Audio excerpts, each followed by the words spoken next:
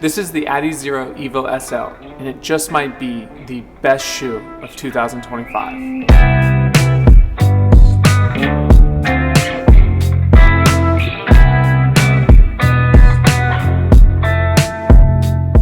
Over the last 2 weeks, I've tested this shoe and ran over 100 miles. And in those 100 miles, I have found 3 things I absolutely love about the shoe, but I've also found one major dislike on the shoe.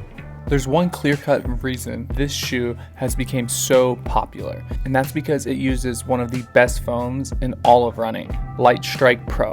The main reason I like Lightstrike Pro is because it's soft and bouncy, but it's also very durable. The Lightstrike Pro they use in this shoe is the exact same foam they used in the Adidas Pro 3, which was one of my favorite racing but also training shoes I've ever used. And the main reason I liked it was because of its durability. That shoe could make it between 200 to 300 miles, and that's for a race shoe. It also packs a hefty amount of foam throughout the whole shoe. And as a bigger guy, I always love a shoe that adds a little bit more foam just to help cushion every step. A downside of having this much soft foam is how it can be a little unstable at times. Typically, when companies have so much foam in a shoe, they have some sort of plate to help stabilize the shoe. Adidas did not put a full-length carbon or plastic plate throughout the shoe. What Adidas did is they put a smaller shank through the middle/rear end of the shoe. And what I believe that's for is just to add a little bit of stability in the shoe. But I want to make it clear, this is not a stable shoe.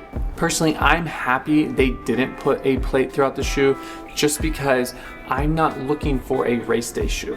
I'm looking for a training shoe that I can take on long runs or when I just want to pick up the pace a little bit. And if they would have put a plate in it, it would have felt even more like a race day shoe, which feels awesome, but I've always found that carbon plates put a little bit of a extra strain on my calves. Now let's get to my second favorite thing about this shoe, and it's actually what's connected to the foam, and that is the outsole. Adidas likes to use continental rubber in the majority of their shoes, and I'm so happy they do, because this is actually one of my favorite outsoles. The only other brand that I could say maybe has a better outsole would be Puma. Puma does have an amazing outsole that no matter if it's wet or dry, there's no slippage from the bottom of your shoe. But let's get back to what makes this rubber special. There is no slippage 99% of the time that you run in this shoe. If you run majority on roads or sidewalks, you are going to feel very safe in this shoe. But I will say, if you run more on the trail, I do not think this is a good shoe for you. If you look on the shoe, you'll notice that it's only these small little grooves to add traction.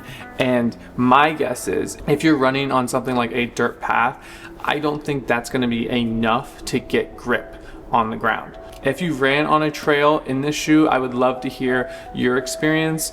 Personally, I don't run trails often, and if I'm going to, I'm not choosing this shoe because I'm assuming this is not going to be the most stable option on a trail. And before I take up too much of your time, let's get to my third favorite thing about the shoe, and that is how comfortable the upper is.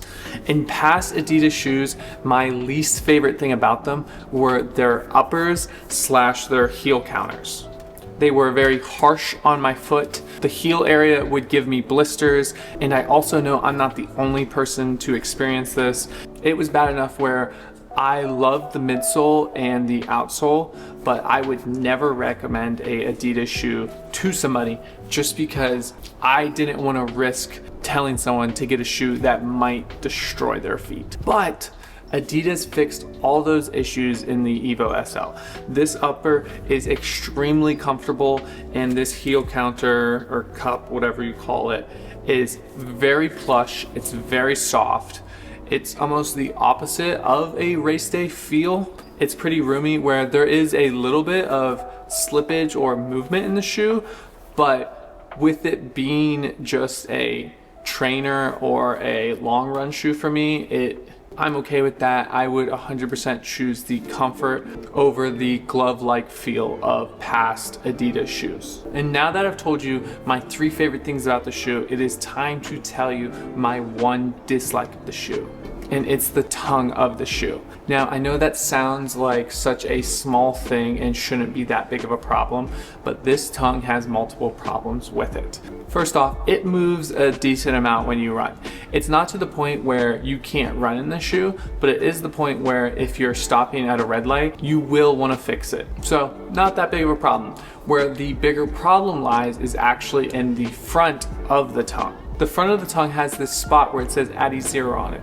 Where the problem lies with it is how big and clunky this thing is around your laces. It makes it very hard to tighten your shoes to the proper amount around your foot. You have to kind of finick your fingers around it and just get it good enough, but it never exactly feels perfect. Now, like I said, this is everything I've learned at 100 miles of running in this shoe. Over the next couple weeks, I'm going to continue running in this shoe, and probably about 2 weeks to 3 weeks from now, I'm gonna give an update in the comments of this video just to say if anything's changed in the 200 to 300 mark. All right, thanks, like and subscribe. See you next time.